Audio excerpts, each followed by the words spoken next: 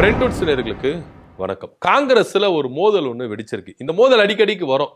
பெருசா வரும்போது பல பாதிப்புகளும் ஏற்படும், பல பிரச்சனைகளும் ஏற்படும் அப்படின்றது தான் காங்கிரஸ்ல தொடர் கதையா வந்துட்டு இருக்கு. செல்வ பெருந்தகை அவர்களுடைய தலைவர் பதவி காலம் முடியுது. கூடிய விரைவில் அவரு ராஜினாமா செய்ய போறார்.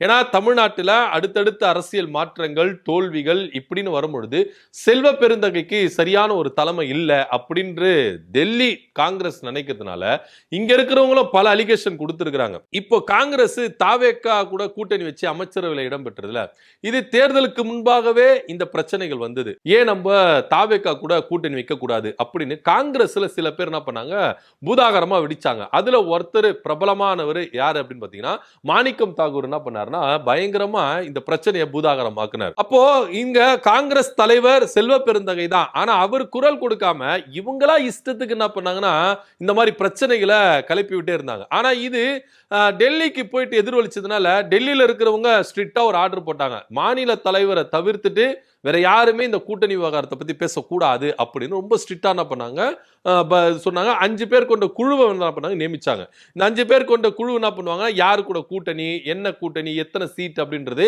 இவங்க தான் நிர்ணயிப்பாங்க அப்படின்னு டெல்லி காங்கிரஸ் இங்க குழு அமைச்சாங்க. அப்போ காங்கிரஸ் மாநில தலைவரா செல்வ பெருந்தகை அவர்கள் இருக்கிறாரு, அவர் பேசாம இவங்க எல்லாம் பேசுறாங்களே அப்படின்னு பெரிய பூதாகரம் வெடிச்சது. அப்போ நாங்களும் இங்க தலைவர் தாங்க, எங்களுக்கும் இங்க வந்து பாத்தீங்கன்னா நிறைய எக்ஸ்பீரியன்ஸ் இருக்கு, நாங்களும் பேசுவோம் அப்படின்னு தான் தொடர்ச்சியா வந்து பேசியிருந்தாங்க. அப்போ காங்கிரஸ் திமுக கூட்டணி ரொம்ப ஸ்ட்ராங்கா இருக்கணும் அப்படின்னு காங்கிரஸ் தலைவர் செல்வ பெருந்தகை அவர்கள் ரொம்ப விரும்பினதாகவும் அப்போதே அவர் மேல பல அப்பவே அவருக்கு பல எதிர்ப்புகள் கிளம்பிச்சு, அதிருப்தி மேல அதிருப்தி நிறைய பேர் இருந்தாங்க அப்படின்னு சொல்லப்பட்டது. ஆஃப்டர் எலெக்ஷன் ரிசல்ட்டுக்கு அப்புறம் வந்து பாத்தீங்கன்னா தாவேக்கா கூட காங்கிரஸ் கூட்டணி வச்சு 2 அமைச்சர்கள் பெற்றாங்க. இது முதலே வச்சிருந்தாங்கன்னா நம்ம என்ன பண்ணிருக்கலாம், அதிகப்படியான சீட் எடுத்து நம்ம என்ன பண்ணிருக்கலாம், பெருவாரியான வாக்கு வித்தியாசம் நம்ம ஜெயிச்சிருக்கலாம், இன்னும் அதிக அமைச்சர்கள் உள்ள கொண்டு வந்திருக்கலாம் அப்படின்ற ஒரு ஏக்கம் காங்கிரஸுக்கு இப்ப தோணுதுனால காங்கிரஸ் தலைவர் சரியில்லைங்க, அவரை நீங்க மாத்தி இருந்தீங்கன்னா அப்பவே நம்ம கூட்டணியை வச்சிருக்கலாம். இந்த காங்கிரஸ் தாவேக்கா கூட்டணியை தடுத்ததுல பெரும் பங்கு செல்வ பெருந்தகை அவர்களுக்கு இருந்தது. அதனால தான் இப்போ வந்து நம்ம என்ன பண்றோம், இந்த மாதிரி ஒரு கஷ்டப்படுறோம் அப்படின்னு சொல்லிட்டு தொடர்ச்சியா செல்வ பெருந்தகை மேல அலிகேஷன் பண்ணாங்க வச்சாங்க. இப்போ இந்த விவகாரம் பூதாகரமா வெடிச்சிருக்கு. அதாவது இந்த மாதத்துல காங்கிரஸ் தலைவர் மகளுக்கு திருமணம் நடக்க போகுது. சோ அந்த திருமண நடவடிக்கை என்ன பண்ணலாம், வெயிட் பண்ணலாம். அவர் மாநில காங்கிரஸ் தலைவரா இருப்பாரு. திருமணம் முடிஞ்ச கையோட அவர் மாநில காங்கிரஸ் தலைவர் பதவியை ராஜினாமா செய்யணும். அப்படி ராஜினாமா செய்யாத பட்சத்துல டெல்லி காங்கிரஸ் ஆர்டர் போட்டுடும் அப்படின்னு சொல்லிட்டு இருந்தனால இப்போ இங்க மாநில தலைவர் பதவி காலியாக போகுது அப்படின்னு தான் காங்கிரஸ்குள்ள வெடித்திருக்கிற மோதல். இது யாருப்பா வருவா இங்க மாநில தலைவரா அப்படின்ற ஒரு போட்டா போட்டி வெடிச்சிருக்குது இங்க நம்ம பாக்குறோம். ஏற்கனவே 2021 சட்டமன்ற தேர்தல் முடிந்த பிறகு யாரு மாநில தலைவரா வருவா அப்படின்ற ஒரு கேள்வி இருந்த பொழுது அந்த ரேஸ்ல வந்து பாத்தீங்கன்னா விஜயதாரணி இருந்தாங்க, அது மாத்திரமா நிறைய தலைவர்கள் இருந்தாங்க.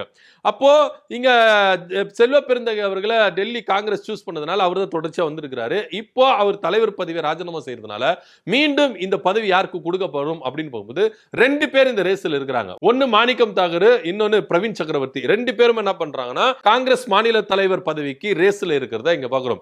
மாணிக்கம் தாகூர் தொடர்ச்சியா வந்து காங்கிரஸுக்கு எந்த அளவுக்கு முட்டு கொடுத்திருக்கிறாரு, அதுவும் இல்லாம தாவேக்கா காங்கிரஸ் கூட்டணிக்கு எந்த அளவுக்கு ஆதரவா பேசியிருக்கிறாரு, காங்கிரஸ் அடுத்த கட்ட லெவலுக்கு எடுத்துட்டு வரதுக்கு மாணிக்கம் தாகூருக்கு நல்ல ஒரு பவர்ஃபுல் இருக்குது, அதனால மாணிக்கம் தாகூரை கொண்டு வாங்க அப்படின்னு சொல்லிட்டு ஒரு தரப்பினர் என்ன பண்ணிருக்காங்க, டெல்லியில என்ன பண்ணிருக்காங்க, முகாமிட்டு இருக்காங்க. அடிக்கடிக்கு இவர் வந்து என்ன பண்ணிருக்காரு, மாணிக்கம் தாகூர் பிரியங்கா காந்தியை சந்திக்கிறாரு, கார்கேவை சந்திக்கிறாரு, ராகுல் காந்தியை சந்திக்கிறாரு. இந்த மாதிரி ஒரு விஷயத்தை சந்திப்பு வந்து அடிக்கடி நடிச்சுட்டு டெல்லியிலே முகாமிட்டு இருக்கிறார். அடுத்தபடியா பிரவீன் சக்கரவர்த்தி அப்படின்றவர் ராகுல் காந்திக்கு ரொம்ப க்ளோஸ், தேர்தல் வீக வகுப்பாளரும் காங்கிரஸுக்கு அவர் என்ன பண்ணாரு, ரொம்ப உறுதுணையா இருக்கிறார். சோ அவரை வந்து பாத்தீங்கன்னா தமிழ்நாடு காங்கிரஸ் ரொம்ப நாள் என்ன பண்ணிருக்காரு, உற்று கவனித்து இருக்கிறார் அரசியல் நகர்வுகளை. சோ அப்படி இருக்கும் பொழுது அவரை இங்க மாநில காங்கிரஸ் தலைவரா கொண்டு வந்தா விஜய்க்கும் ரொம்ப ஃபிட்டா இருக்கிறாரு, விஜயோட ரொம்ப நல்ல இணக்கத்துல இருக்கிறாரு. சோ அவரை இங்க மாநில தலைவரா கொண்டு வந்துட்டா 2 பேருக்கும் உள்ள இணக்கம் இங்க வந்து பாத்தீங்கன்னா பல இந்த உறவுகளை இன்னும் ஸ்ட்ராங் படுத்துறது கரெக்டா இருக்கும். அடுத்தடுத்து வர தேர்தலில் இவரோடு இணைந்து பயணிக்கிறது ரொம்ப தயாராக இருக்கும் அப்படின்னு சொல்லிட்டு காங்கிரஸ் மேலிடம் கருதுறதுனால பிரவீன் சக்கரவர்த்தி இங்க தலைவராகிறதுக்கு வாய்ப்புகள் உண்டு அப்படின்னு பேசப்படுது. ஏற்கனவே அவர் ராஜ்யசபா எம்பியா தேர்ந்தெடுக்கப்பட்டிருக்கிறார். இப்ப ராஜ்யசபா எம்பியா இருந்துகிட்டு இங்க மாநில தலைவரா இருக்கணுமா அப்படின்ற ஒரு பூதாகரமான அதிர்ச்சி தகவலும் இங்க காங்கிரஸுக்குள்ள உட்கட்சி பூசல்ல இருந்திருக்கு. ஏன்னா இங்க ஒருத்தர் ஒரு பதவியில தான் இருக்க முடியும். இவர் எம்பியாவே இருப்பாராம், காங்கிரஸ் தலைவரா இருப்பாராம், என்னங்க அப்படின்ற மாதிரி தான் கேள்விகள் இங்க எழும்புது. அப்ப செல்வ பெருந்தகை மட்டும் எம்எல்ஏவா இருந்தாரு, சட்டமன்ற குழு தலைவரா இருந்தாரு, இங்க வந்து பாத்தீங்கன்னா மாநில தலைவராக கூட இருந்தாரு. இது எங்க நியாயம் அப்படின்னு ஒரு சாரார் என்ன பண்றாங்க, எதிர்த்து வரவங்களுக்கு போராடுற அளவுக்கு இவங்க என்ன பண்றாங்க, இவங்களும் எதிர்த்து போராடுறாங்க. சோ எப்படியா இருந்தாலும் இப்போ மாநில காங்கிரஸ் தலைவர் பதவியிலிருந்து ராஜினாமா செய்ய போறாரு செல்வ பெருந்தகை. சோ இவருடைய அடுத்த கட்ட நடவடிக்கை என்னவா இருக்கும், காங்கிரஸ்ல இருப்பாரா இல்ல தாவேக்காவுக்கு போவாரா? ஏன்னா இன்னைக்கு தாவேக்காவுல பல பேர் என்ன பண்றாங்க, அங்க போயிட்டு இருக்காங்க. சோ இவர் மாநில தலைவர்ல இருந்து விலகுனா இவர் காங்கிரஸ்ல நீடிக்க மாட்டாரு.